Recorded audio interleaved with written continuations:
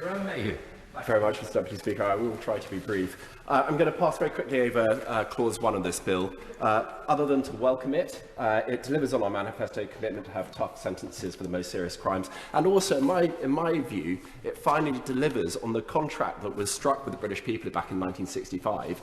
When there was the repeal of capital punishment, the quid pro quo was that there would be life imprisonment.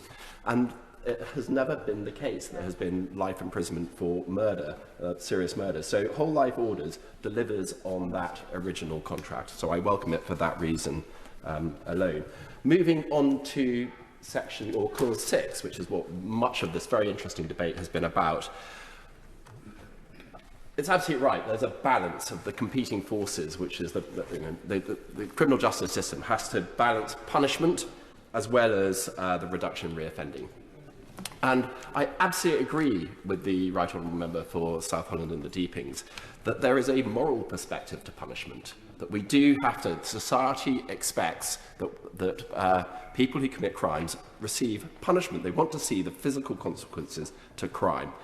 And there is an element, and I can't remember your constituency.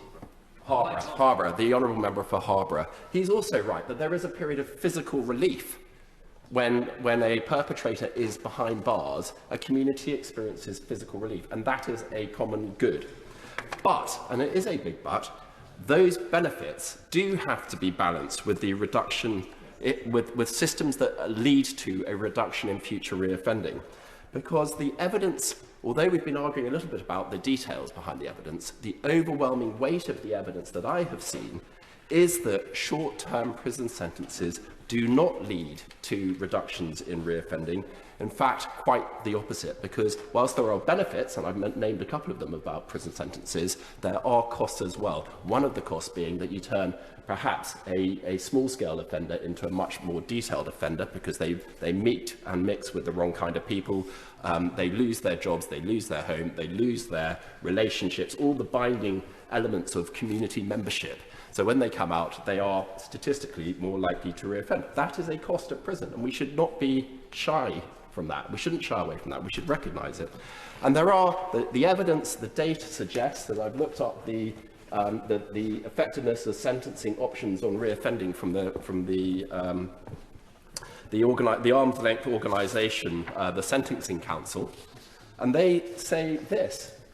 They say the evidence strongly suggests that short custodial sentences under 12 months are less effective than other disposals at reducing reoffending.